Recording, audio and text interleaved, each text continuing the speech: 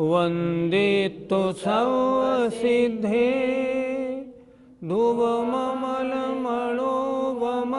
गदिं पते वोच्छामि समय पाहुड मृणमो सुद केवली भड़िदम। पंच परमेष्ठी भगवान की जय। आचार्य कुंद कुंद महाराज की जय। पिछली ज्ञानशाला में ये बताया गया था, जो मुनि महाराज सम्यक दर्शन ज्ञान चारित्र की निरंतर भावना करते हैं और उसको अपनी आत्मा में धारण करते हैं, वे शीघ्र ही सांसारिक दुखों से छूटकर मुक्ति को प्राप्त करते हैं। अब आज ये बताएंगे कि रत्नत्रय का वर्णन या सम्यक दर्शन का वर्णन व्यवहारने और निश्चयने से होता है। इन दोनों में कौन सा नय किसके योग्य है? आइए देखते हैं। गाथा नंबर 13। व्यवहारो भूदत्थो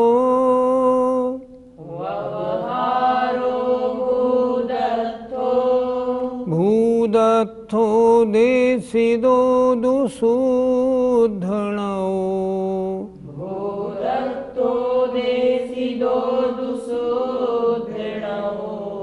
भूदत्थमस्सिदो खलु सम्मादिट्ठी हवदि जीवो।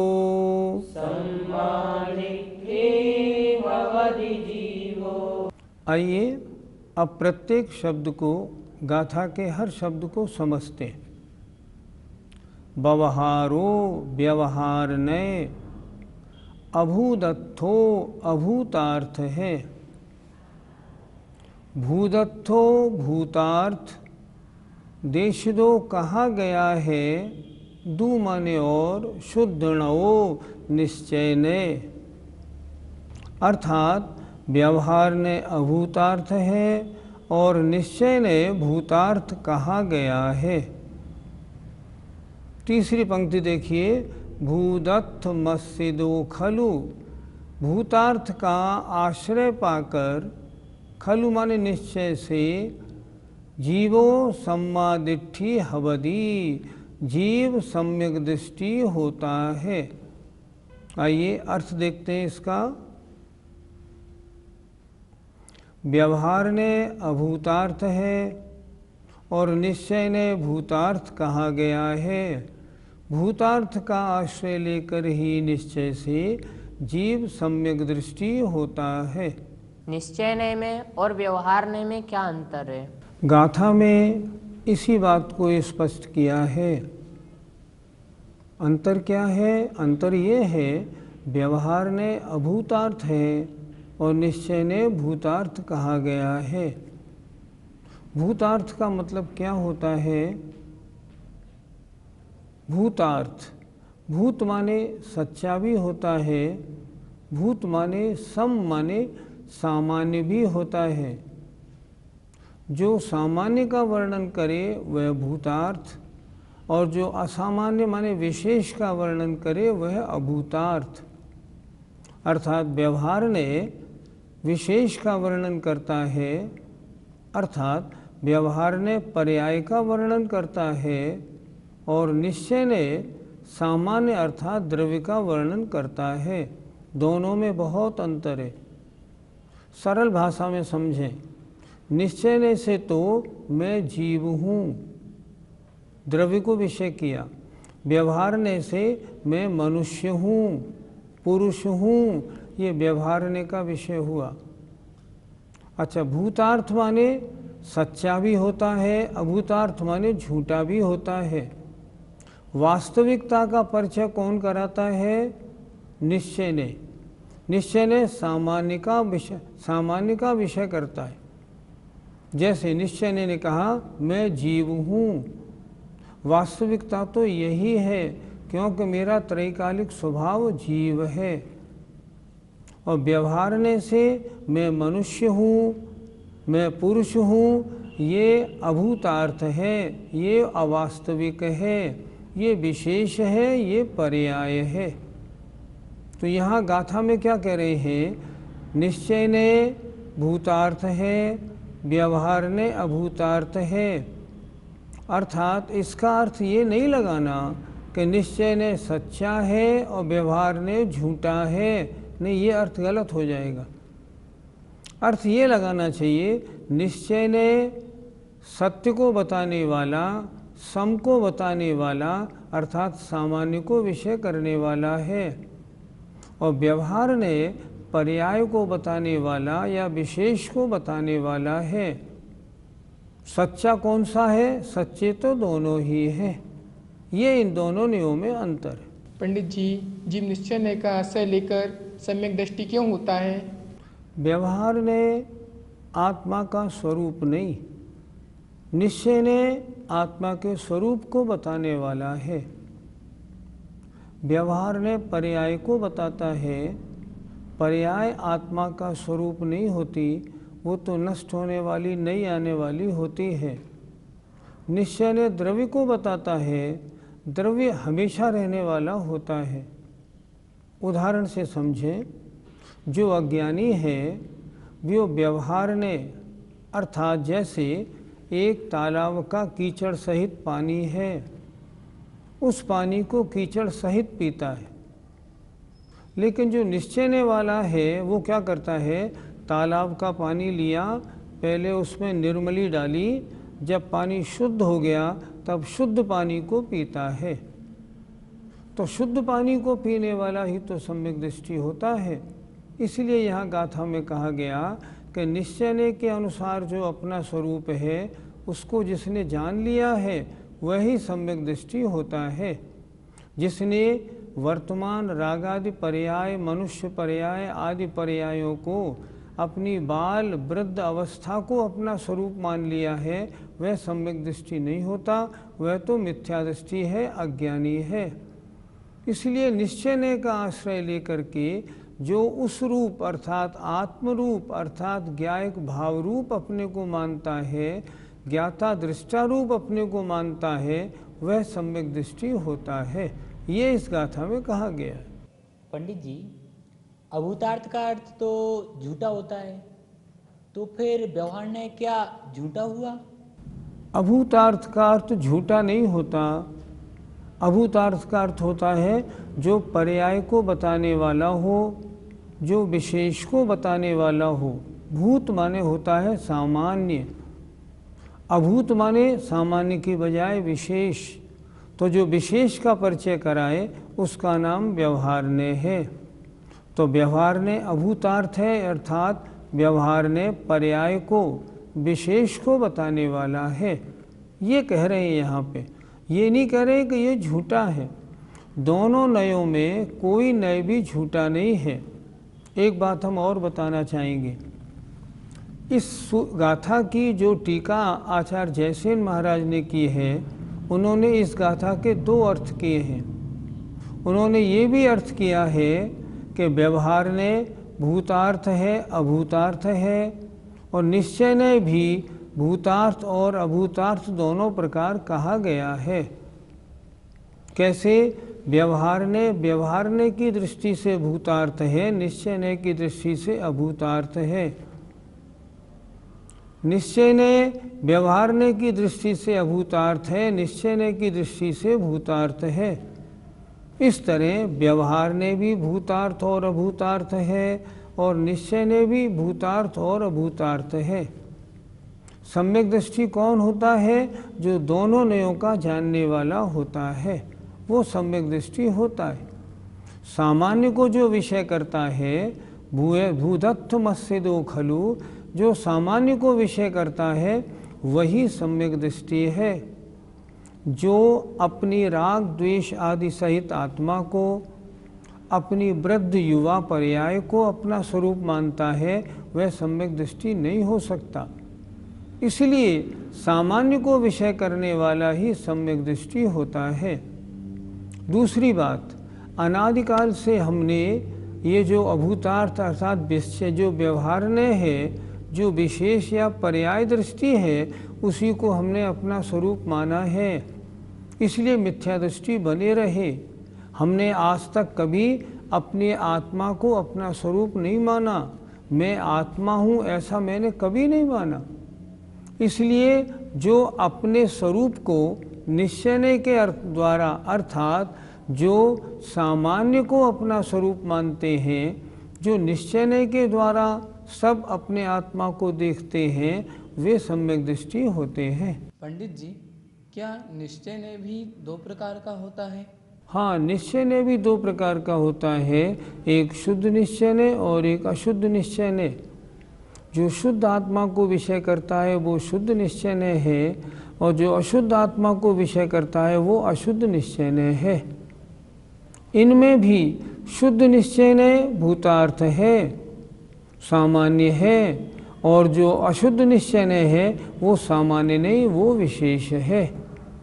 इसलिए शुद्ध निश्चय को आश्रय करने वाले जीव ही सम्यक दृष्टि होते हैं। पंडित जी, तो क्या हमें निश्चय का ही आश्रय लेना चाहिए? दोनों नयों में से अगर एक नय का आश्रय लेते हैं तो एकांती मिथ्या दृष्टि कहलाते हैं। आश्रय तो दोनों का लेना पड़ेगा। सबसे पहले तो व्यवहार नय का आश्रय लेकर ही समझना पड़ेगा। उसके बाद फिर जब निश्चय के आश्रय से अगर आत्मा को समझ लिया जाएगा ना, तो व्यवहार नय का आश्रय अपने आप छूट जाएगा। व्यवहार नय झूठा नहीं है, आश्रय दोनों का लेना पड़ेगा। प्राथमिक अवस्था में तो व्यवहार नय ही में जाना पड़ेगा। व्यवहार नय के माध्यम से फिर निश्चय में जाएंगे तो व्यवहार अपने आप छूट जाएगा। व्यवहार नय झूठा नहीं है, लेकिन व्यवहार नय प्राथमिक दशा को बताने वाला है, अर्थात पर्याय को बताने वाला है। पंडित जी, क्या शास्त्रों में दोनों नयों को क्या आश्रय लेने योग्य बताया गया है? हाँ, बिल्कुल स्पष्ट कहा है, जो जिणमयम पवज्ये तो माँ व्यवहार निश्चय मयः एकेण वीणा छिज्यै तिथम अण्येण उण तच्छम। बिल्कुल स्पष्ट कहा है, अगर तुम जिन मत में प्रवृत्ति करना चाहते हो तो व्यवहार और निश्चय इनमें से किसी को छोड़ना नहीं। क्यों? एकेण वीणा छिज्यै तिथम, अर्थात व्यवहार नय के बिना तो तीर्थ नष्ट हो जाएगा और निश्चय नय के नष्ट होने पर तो तत्व ही नष्ट हो जाएगा। क्या करना है? दोनों को समझना है। पहली अवस्था में व्यवहार नय से ही प्रवेश होता है, फिर निश्चय नय पर पहुंचा जाता है।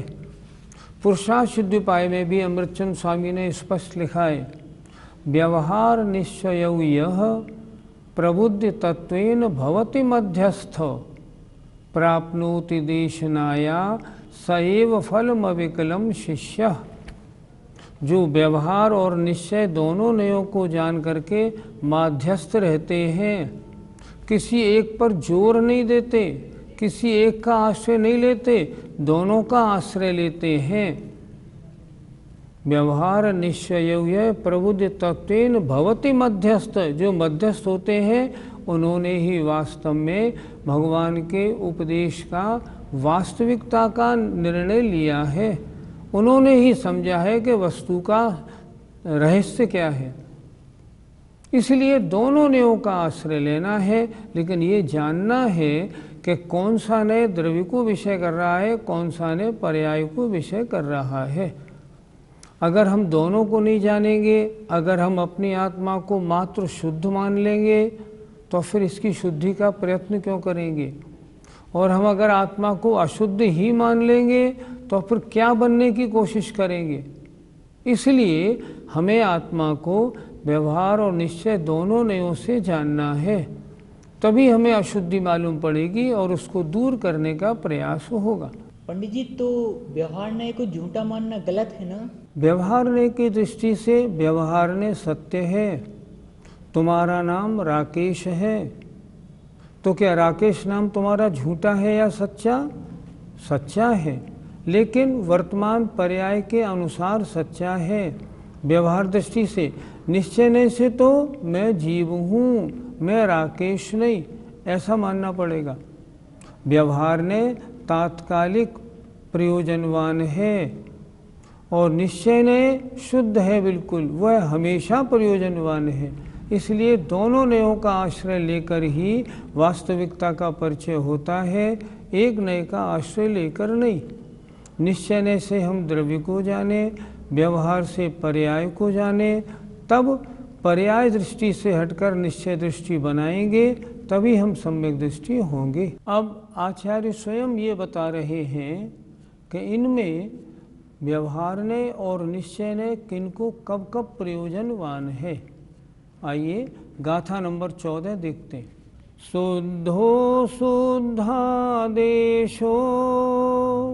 शुद्धो शुद्धादेशो, णादवो परम भावदर्शी, नादवो परम भावदर्शी, व्यवहार देशि दो पुण, व्यवहार देशि दो पुण, जे दो अपर मेठिदा भावे, जे दो अपर मेठिदा भावे।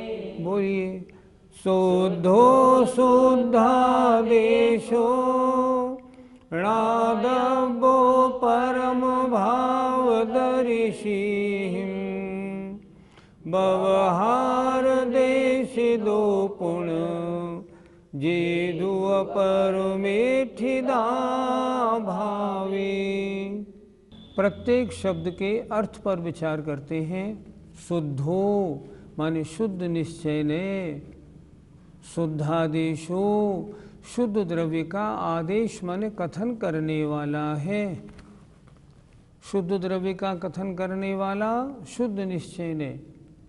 णादव्यो जानने योग्य है, परम भावदर्शी ही शुद्ध आत्मभावदर्शियों के द्वारा, जो अपनी आत्मा के परम शुद्ध भाव को देख रहे हैं, उनके द्वारा तो निश्चय ने ही, शुद्ध निश्चय ने ही जानने योग्य है। और व्यवहार देश दो पुण, और व्यवहार ने कहा गया है और किसके लिए? जेदु अपर मेठिदा भावे, जो पुनः अपरम भाव में स्थित हैं, अर्थात जो अपरम भाव में, निचले भाव में स्थित हैं, जिन्होंने अभी शुद्ध आत्मा के शुद्ध भाव को नहीं देखा है, जो अभी शुद्धोपयोग में नहीं गए हैं, ऐसे जीवों के द्वारा अभी व्यवहार ने प्रयोजनवान है। अपर में अर्थात निचले भाव में स्थित जीवों के लिए तो व्यवहार ने कहा गया है। अर्थ देखिए, शुद्ध निश्चय ने शुद्ध द्रव्य का कथन करने वाला है, वह परम शुद्धात्मा की भावना में लगे हुए पुरुषों के द्वारा अंगीकार करने योग्य है। परंतु जो पुरुष नीचे की अवस्था में स्थित हैं, अर्थात अशुभोपयोग या शुभोपयोग में मौजूद हैं, उनके लिए व्यवहार ने ही कार्यकारी है। क्यों? क्योंकि अभी वे निश्चय तक नहीं पहुँचे हैं, व्यवहार ने की दशा में ही हैं, इसलिए व्यवहार ने ही कार्यकारी है। पंडित जी, वर्तमान में हमारे लिए कौन सा नय कार्यकारी है? जानने योग्य वर्तमान में हमारे द्वारा दोनों नए हैं, पर हमारे द्वारा कार्यकारी हमें किसका प्रयोजनवान, हमें किसके काम में लगना चाहिए? तो हमारे लिए अभी तो व्यवहार ने प्रयोजनीय है। पंडित जयचंद जी ने समय सार की गाथा का, इसी गाथा की जो भावार्थ लिखा है, बहुत सुंदर लिखा है। उन्होंने लिखा है, जो अभी अविरत सम्यक दृष्टि है, उसके लिए तो जिनेंद्र भगवान के दर्शन, पूजन, स्वाध्याय, गुरुओं की सेवा आदि कार्य प्रयोजनवान हैं। जो व्रती हो गए हैं, उनके लिए भी यही कार्य प्रयोजनवान हैं। जो मुनि हो गए हैं और प्रवृत्ति में हैं, उनके द्वारा इन कार्यों के अलावा स्वाध्याय, आत्मभाव का दर्शन आदि प्रयोजनवान हैं। लेकिन जो इन प्रवृत्ति से हटके निवृत्ति में पहुंच गए हैं और अपनी शुद्ध आत्मभाव को दर्शन कर रहे हैं, अर्थात शुद्धोपयोग में हैं, उनके लिए मात्र आत्मा की शुद्ध दशा का बतलाने वाला शुद्ध ने ही प्रयोजनवान है। हम इसको यूँ भी समझते हैं, जब तक कोई भी आत्मा अशुभोपयोग और शुभोपयोग में है, उसके लिए व्यवहारने प्रयोजनवान है। मतलब व्यवहारने के अनुसार उसको कार्य करना है। लेकिन जब वो जीव शुद्धोपयोग में पहुंच जाता है, तब उसके लिए मात्र निश्चय ने ही प्रयोजनवान है। अपनी अशुद्ध दशा का अवलोकन या चिंतन प्रयोजनवान नहीं। वर्तमान में हम अपरम भाव में स्थित हैं, इसलिए हमें जानने योग्य तो दोनों हैं, पर प्रयोजनवान वर्तमान में हमारे व्यवहार ने है। पंडित जी, यदि हम शुद्ध निश्चय ने को ही प्रयोजन मान लें तो? यदि हम शुद्ध निश्चय ने को ही प्रयोजनवान मान लेंगे तो गृहस्थ अवस्था में है, शुद्धोपयुक्तों में हो नहीं पाएगा, और फिर शुभोपयोग को भी छोड़ देंगे, अशुभोपयोग में जाएंगे तो क्या होगा? हमारा बहुत ही अहित हो जाएगा। इसलिए नहीं, जैसी दशा है वैसे नए को प्रयोजनवान मान के तदनुसार कार्य करना चाहिए। निश्चय ने के अनुसार आत्मा का स्वरूप तो जानना चाहिए, लेकिन हमें जो सारी क्रिया करनी है वो व्यवहार के अनुसार ही करनी है। इसलिए हमें वर्तमान में जो प्रयोजनवान है वो व्यवहार ने है। जानने योग्य निश्चय ने जरूर है, उसके बिना तो सम्यक तो होना ही नहीं है। गाथा में क्या लिखा है? शुद्ध ने किनको प्रयोजनवान है? जो आत्मा के शुद्ध भाव के देखने वाले हैं, परम भावदर्शी ही, अर्थात जो शुद्धोपयोगी हैं, उनके लिए तो शुद्ध ने ही प्रयोजनवान है। वर्तमान में शुद्धोपयोग हमें है नहीं, गृहस्थ अवस्था में होने वाला भी नहीं। इसलिए अगर हम शुद्ध ने को प्रयोजनवान मान लेंगे ना, तो हम बिल्कुल धर्म से च्युत हो जाएंगे। गाथा में स्पष्ट लिखा हुआ है, जो अपरम भाव में स्थित हैं उनके लिए तो व्यवहार ने ही कार्यकारी है। शुद्ध निश्चय को जानने में आपत्ति नहीं, लेकिन अपना जो कार्यकारीपना है, अपना जो प्रयोजनवानपना है, वो तो व्यवहार ने है। इसलिए जब तक हम निचली दशा में स्थित हैं, जब तक हम शुभोपयोग में हैं, तब तक हमारे लिए व्यवहार ने प्रयोजनवान है। और जब हम ऊपर शुद्धोपयोग में पहुंच जाते हैं, मुनि अवस्था धारण करने के बाद, तब हमें शुद्ध निश्चय ने प्रयोजनवान रहेगा। उस समय व्यवहार ने के प्रयोजन की आवश्यकता नहीं रहेगी। पंडित जी, यदि हम वर्तमान में शुद्ध नय का आश्रय लें तो क्या होगा? वर्तमान में अगर हम शुद्ध नय का आश्रय लेंगे तो क्या होगा? हम क्रिया शून्य हो जाएंगे। हम और आप अभी निचले भाव में स्थित हैं, अतः हमें क्या करना चाहिए? निश्चय ने से अपने स्वरूप का ज्ञान तो करना चाहिए, लेकिन वर्तमान में व्यवहार ने के अनुसार शुभोपयोग की समस्त क्रियाओं का भाव सहित अच्छी तरह हमें उनको पालन करना चाहिए, उनको करना चाहिए। ये आज का सारांश हुआ। जय जिनेंद्र।